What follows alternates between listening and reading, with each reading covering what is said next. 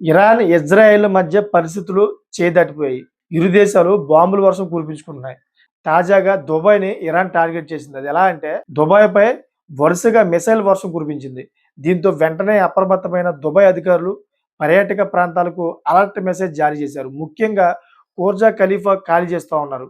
Iran దాడి చేస్తున్న ముందస్తు భయంతో దుబాయ్ వ్యాప్తంగా ఎయిర్‌పోర్ట్‌లు మూసివేసేశారు.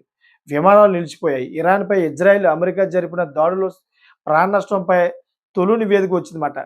మినాబ్‌లోని బాలిక స్కూల్‌పై జరిగిన దాడిలో 36 మంది విద్యార్థులు ప్రాణాలు కోల్పోయినట్లు అధికారులు ధృవీకరించారు. సో, మినాబ్‌లో ఇరాన్ పారామిలిటరీ రెవల్యూషనరీ గార్డ్ స్థావరం ఉండడంతో దా దానిపై దాడి జరిగింది. దీనికి సమీపంలోనే బాలికల పాఠశాల ఉండడం వల్ల ఇజ్రాయెల్ వైమానిక దాడులకు ప్రభావితమైంది. ఇప్పటి వరకు 36 మంది పిల్లలు బలి కాగా డజన్ల కొద్దీ గాయపడినట్టు తెలుస్తోంది. సో, ఏది ఏమైనా గాని దుబాయ్‌లో పరిస్థితి మాత్రం చాలా దారుణంగా ఉంది. మన భారతీయులు దుబాయ్‌లో చాలామంది ఉంటారు. మన ఆంధ్రప్రదేశ్ నుంచి కూడా చాలామంది దుబాయ్‌లో పనిచేయడానికి కువైట్ గట్టి వెళ్తా ఉంటారు. అక్కడ పరిస్థితి చాలా దారుణంగా ఉంది. ప్రాణం ఎప్పుడు పోతుందో అని చెప్పేసి చాలా భయభ్రాంతులకు అక్కడ గురవుతూ ఉన్నారు. దుబాయ్‌లో అత్యంత ప్రమాదకర పరిస్థితిలో ప్రజలు ఉన్నారు. సో, మీకేమనిపిస్తుందో కామెంట్ చేయండి. అదేవిధంగా నచ్చితే గనక లైక్ చేసి సబ్స్క్రైబ్ చేసుకుంటారని కోరుకుంటున్నాను. Thanks for watching friends.